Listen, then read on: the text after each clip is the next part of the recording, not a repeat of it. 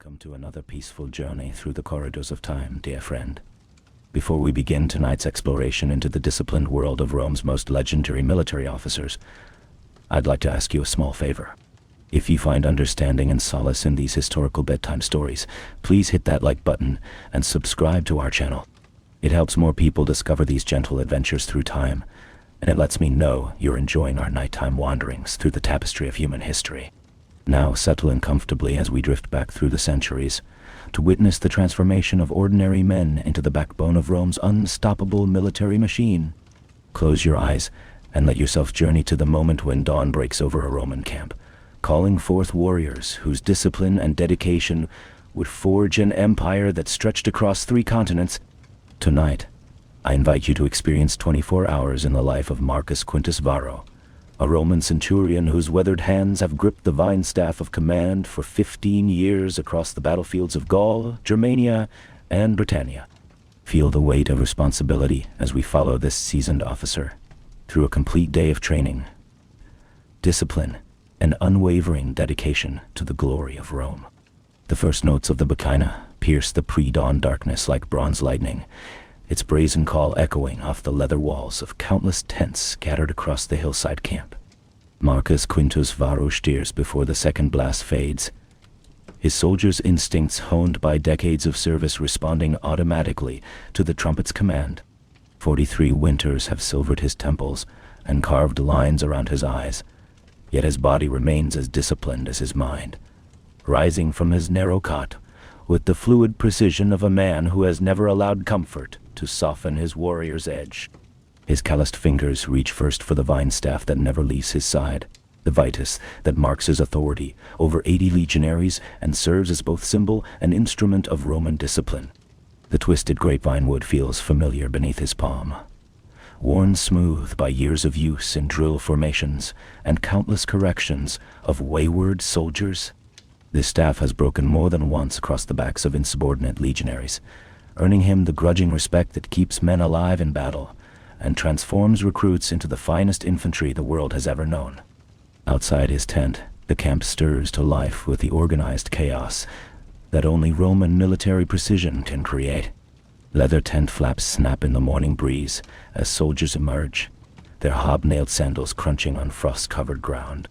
The air carries the mingled scents of wood smoke from cooking fires, the acrid tang of leather and bronze, and the earthy smell of thousands of men preparing for another day of relentless training. Marcus checks his equipment with the methodical care that has kept him alive through 27 campaigns. His lorica hamata, the mail shirt that has turned aside Germanic spears and Gallic swords, hangs perfectly maintained on its wooden frame. Each ring has been inspected, oiled, and polished until it gleams in the torchlight. His gladius rests in its scabbard, the Spanish steel blade sharp enough to split a hair yet sturdy enough to thrust through enemy armor. 2 pilas stand ready, their iron shanks designed to bend on impact and deny enemies the chance to hurl Roman javelins back at their creators. The Centurion's breakfast consists of pasca, that mixture of vinegar and water that serves as both drink and mild medicine, seasoned with a pinch of coriander to aid digestion. A piece of hard buccellatum, the army's twice-baked bread that can survive months of campaigning, softens slowly in the acidic liquid while he reviews the wax tablets containing his century's training schedule for the day. As the first pale light of dawn touches the eastern mountains, Marcus steps from his tent and surveys his domain. His century occupies a precise rectangle within the larger camp, 8 leather tents arranged in perfect formation, with streets wide enough for swift movement, but narrow enough for easy defense. Each tent houses 8 men, a contubernum that shares meals, duties, and the bonds of brotherhood that make Roman formations unbreakable in battle. The morning parade begins with the harsh call of the cornicen's curved horn, its bronze voice cutting through the crisp air and summoning every soldier to formation. Marcus takes his position at the front of his century, fine staff held at the precise angle prescribed by military tradition, as 80 legionaries emerge from their tents, in various stages of readiness. This is the moment that separates Roman discipline from barbarian chaos, the daily ritual that transforms a collection of individuals into a single instrument of war. Each man carries his full kit, scutum shield painted with the legion's emblems, gladius at his right hip, Pugio dagger on his left, 2 pila balanced in his left hand, and the Sarcina pack containing 3 days' rations and all the tools needed to build a fortified camp. Marcus's experienced eye sweeps the ranks, noting every detail with the precision of a man whose survival depends upon his soldiers' readiness. A loose chin strap on Gaius Brutus draws a sharp tap of the vine staff and a growled command to tighten it properly. A spot of rust on young Lucius Maximus's mail shirt earns the recruit extra duty cleaning every piece of metal in the Century's armory. These small corrections seem harsh to civilian eyes, but Marcus knows that attention to detail in camp prevents death on the battlefield. The Tesarius, his junior officer responsible for passwords and duty rosters, reports the night's watch changes and any incidents requiring the Centurions' attention. A minor dispute between 2 soldiers over dice winnings receives Marcus's immediate attention, not because gambling matters, but because any crack in unit cohesion can widen under battle stress until it shatters the Century's effectiveness. With the morning parade complete, Marcus leads his century through the camp's carefully planned streets toward the training grounds beyond the vellum fortifications. The Roman system of camp construction follows the same pattern, whether in Germania's dark forests or Africa's burning deserts, creating a sense of home and security that strengthens morale and maintains discipline. The first training exercise begins with marching drill, the foundation upon which all Roman military success rests. Marcus positions himself where every man can see him clearly, raising his vine staff to signal the beginning of the day's first lesson in military precision. His voice carries the authority of 15 years' experience as he calls out the cadence that has echoed across 1,000 battlefields. Sinister, dexter, sinister, dexter. The century moves as one organism, 80 pairs of hobnailed sandals striking the ground in perfect unison, each step exactly 29 inches as prescribed by military regulation. This is not mere marching, but a carefully calibrated system designed to move large numbers of men efficiently across any terrain while maintaining formation integrity under combat conditions. Marcus demonstrates the 2 standard paces that every legionary must master completely. The ordinary step covers 20 Roman miles in 5 hours, a sustainable pace that allows a legion to traverse vast distances while maintaining combat readiness. The quick step increases the distance to 24 miles in the same time, used when speed takes precedence over energy conservation. Today's march takes the century along a carefully planned route that includes flat ground, steep hills, and marshy terrain, each presenting different challenges that combat might impose. Marcus calls halt every 30 minutes, not for rest, but for tactical exercises that transform routine marching into combat preparation. At the first halt, he orders the century to form testudo, the famous tortoise formation that has carried Roman legions safely beneath enemy arrow storms during countless sieges. The soldiers respond with practiced precision. Front rank shields locked forward, side ranks turned outward, rear ranks raised overhead until the entire formation resembles an impenetrable shell of bronze and leather.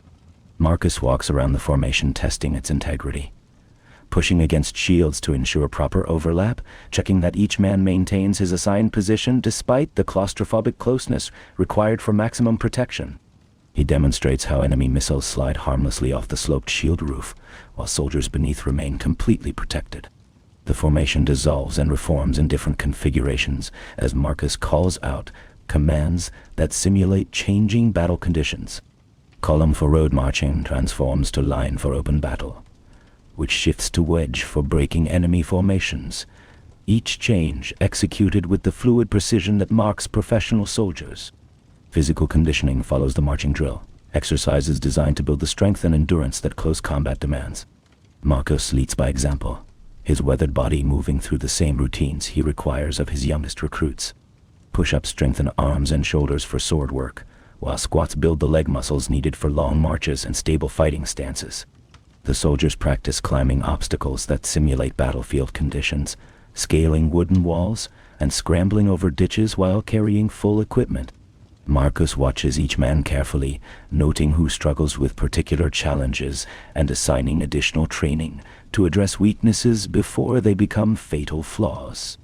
Swimming training takes place in the nearby river, soldiers learning to cross water obstacles while keeping weapons and equipment dry. They practice using inflated goat skins as flotation devices and building improvised rafts from available materials, skills that might mean the difference between mission success and disaster when facing natural barriers. Weapons training begins with individual sword work at the palace, wooden posts planted firmly in the ground and marked with painted targets representing vulnerable points on an enemy's body. Each soldier attacks his assigned post with wooden training weapons deliberately made heavier than combat gear, building strength while perfecting technique. Marcus demonstrates proper gladius technique, emphasizing the devastating thrust that has made Roman swords legendary across the ancient world. The gladius is not a slashing weapon like Celtic longswords, but a precision instrument designed for close-quarters combat where every movement must be economical and lethal. He shows how the shield becomes both defensive protection and offensive weapon, its bronze boss capable of stunning enemies while its rim can break bones and open arteries.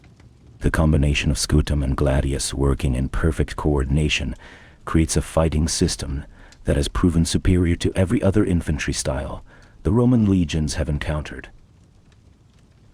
Pilum training follows sword work, soldiers learning to throw the heavy javelin with accuracy and power at varying distances. Marcus explains the weapon's ingenious design, its soft iron shank that bends on impact to prevent enemies from throwing Roman spears back at their creators. Each soldier throws both pila in sequence, simulating the opening moments of battle when javelin volleys weaken enemy formations before the gladius decides the final outcome. Marcus corrects throwing stances and release techniques, knowing that proper pilum use can eliminate enemies before they close to sword range. Partner exercises pit soldiers against each other with blunted weapons, supervised combat that builds reflexes and combat instincts while maintaining safety through strict rules and constant oversight. Marcus referees these bouts personally, stopping fights before serious injuries occur, while noting which soldiers show particular aptitude for close combat. The training intensifies as the day progresses, moving from individual skills to unit tactics that require perfect coordination between soldiers. Marcus commands formation changes that must be executed instantly regardless of terrain or conditions, building the automatic responses that keep units effective under combat stress. Century-level maneuvers simulate actual battle conditions, with one half of the unit acting as enemies while the other practices assault techniques. Marcus rotates soldiers between roles, ensuring every man understands both offensive and defensive responsibilities within the larger tactical system. The midday meal provides a brief respite from physical exertion, but not from instruction. Marcus uses this time for lectures on military history, tactical theory, and the moral qualities that distinguish Roman soldiers from barbarian warriors. He recounts famous battles where discipline and training overcame seemingly impossible odds, reinforcing the lessons that morning's exercises have taught through physical repetition. Soldiers consume their rations of barley porridge, dried meat, and diluted wine, while seated in their 8-man tent groups, the contubernium bonds that create smaller units within the larger century. Marcus moves between groups, listening to conversations and addressing questions about training techniques or military procedure. Afternoon training shifts focus to engineering skills that make Roman legions as effective as builders as they are fighters. Under Marcus' supervision, soldiers practice digging the ditches and raising the ramparts that protect every Roman camp, learning to create fortifications quickly and efficiently even under enemy pressure. Each man masters the use of his entrenching tools, the dolabra pickaxe for breaking hard ground, the spade for moving earth, and the basket for carrying soil to build ramparts. These same tools that create camps also demolish enemy fortifications during the siege operations. Marcus demonstrates proper palisade construction, showing how sharpened stakes interlock to create barriers that channel enemy attacks into predetermined killing zones. The soldiers practice these techniques repeatedly until they can construct effective fortifications in complete darkness if necessary. Advanced tactical training occupies the late afternoon, with Marcus commanding complex maneuvers that test his century's ability to respond to unexpected situations. He creates scenarios where the unit must adapt to changing conditions, reinforcing the initiative and flexibility that distinguish elite troops from mere cannon fodder. Mock battles pit his century against others in large-scale exercises that simulate actual combat conditions without the lethal consequences of real warfare. Marcus observes his soldiers' performance carefully, noting which men show leadership potential and which require additional instruction in specific skills. As evening approaches, Marcus conducts individual assessments of his soldiers, reviewing their progress and identifying areas needing improvement. He assigns extra training to those falling behind, while commending soldiers who demonstrate exceptional skill or dedication. The evening meal provides another opportunity for instruction, with Marcus using stories and examples to reinforce the day's training lessons. He discusses the moral qualities that make Roman soldiers superior to their enemies: discipline over passion, duty over comfort, collective success over individual glory. Equipment maintenance occupies the hours after dinner, soldiers cleaning and repairing gear under Marcus's watchful supervision. He inspects every weapon and piece of armor personally, knowing that proper maintenance prevents equipment failures that can prove fatal in combat. Night training exercises test skills that daylight practice cannot adequately develop, with soldiers learning to move silently through darkness and coordinate attacks without verbal communication. Marcus leads these exercises personally, his experience teaching valuable lessons about night fighting that no manual can convey. Guard duty assignments for the night receive Marcus's personal attention, as the security of the camp depends upon sentries who remain alert and follow proper procedures. He assigns passwords personally and inspects guard posts to ensure proper placement and equipment readiness. The final administrative duties of the day include updating training records, reporting to superior officers, and planning the next day's exercises. Marcus reviews his century's progress toward readiness standards and identifies specific goals for continued improvement. Before retiring to his tent, Marcus makes a final patrol of his century's area, checking that all soldiers are accounted for and that proper camp discipline is maintained. He speaks quietly with the night sentries, ensuring they understand their responsibilities and remain alert to potential threats. In his tent, Marcus updates his personal diary with observations about individual soldiers and notes about training effectiveness. These records help him track each man's development and identify patterns that might predict future performance. His final act before sleep is a brief prayer to Mars, god of war, asking for strength to continue molding civilians into soldiers and wisdom to lead them effectively when battle comes. The vine staff rests beside his cot, symbol of authority that will call him to duty again when dawn breaks. As sleep takes hold, Marcus dreams of formations moving in perfect precision across battlefields, where Roman discipline defeats barbarian fury through superior training and unshakable courage. In these dreams, his century stands as an unbreakable wall of shields and swords, testament to the daily training that transforms ordinary men into legends. The rhythmic breathing of sleeping soldiers provides a gentle counterpoint to the night sounds of camp life, while sentries pace their routes and maintain the vigilance that protects the legion's rest. Tomorrow will bring another day of training, another step toward the perfection that makes Roman legions invincible. This is the life of a Roman centurion, measured not in moments of glory, but in countless hours of patient instruction, disciplined practice, and unwavering dedication to the standards that built an empire. In sleep, as in waking, Marcus serves Rome through the excellence he demands of himself, and instills in those entrusted to his command. Sweet dreams, and remember that true strength comes not from individual prowess, but from the discipline that binds ordinary people into extraordinary achievements. May the example of Marcus Quintus Varro inspire your own commitment to excellence, whatever challenges tomorrow may bring to your own battles. Thank you for joining me on this journey through a day in the life of Rome's most dedicated military professionals. If you enjoyed this exploration of Roman military training, please like this video and subscribe for more historical adventures. Sleep well, knowing that somewhere in the mists of time, Roman sentries still maintain their eternal watch over the camps where legends were forged through discipline, dedication, and the unwavering pursuit of military perfection.